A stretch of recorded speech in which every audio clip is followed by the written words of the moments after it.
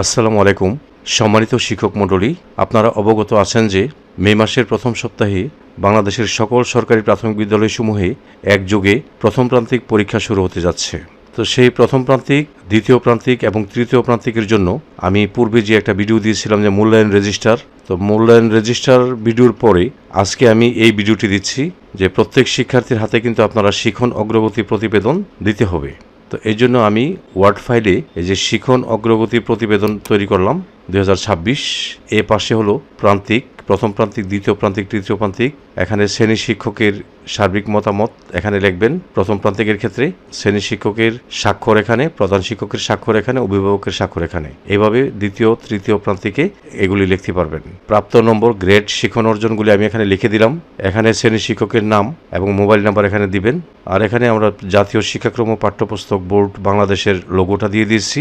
যেহেতু এটা ওয়ার্ড ফাইলে দিব, এই জন্য আপনারা এখানে আপনাদের বিদ্যালয়ের নামটা লিখে নিতে পারবেন, কোনো সমস্যা হবে না।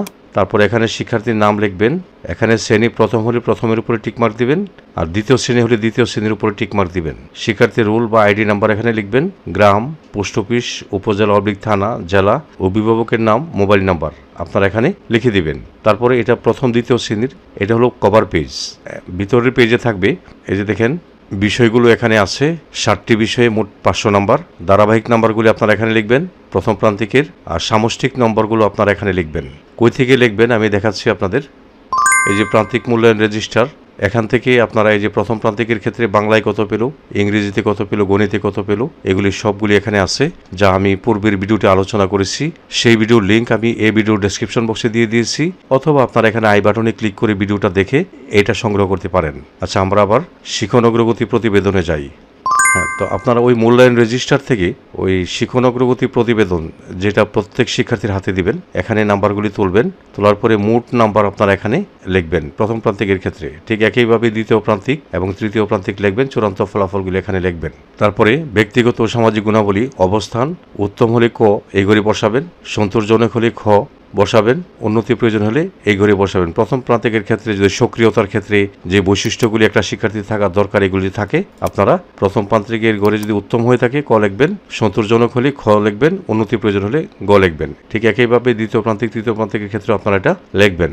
শৃঙ্খলার ক্ষেত্রেও একইভাবে যদি এই বৈশিষ্ট্যগুলি শিক্ষার্থীর মধ্যে থাকে ক লিখবেন, সন্তোষজনক হলে খ লিখবেন, উন্নতি প্রয়োজন হলে গ লিখবেন। আচরণ, যদি শিক্ষার্থীর মধ্যে এই বৈশিষ্ট্যগুলো থাকে তাহলে ক লিখবেন, যদি সন্তোষজনক হয় খ লিখবেন, উন্নতি প্রয়োজন হলে গ লিখবেন। ঠিক এখানে দেখেন উপস্থিতি, প্রথম প্রান্তিক, দ্বিতীয় প্রান্তিক, তৃতীয় প্রান্তিক, মোট কার্য দিবস, প্রথম প্রান্তিকে কতদিন আর শিক্ষার্থীর উপস্থিতি কতদিন। ঠিক একইভাবে দ্বিতীয় প্রান্তিকে তৃতীয় প্রান্তিকে তথ্যগুলি লিখবেন।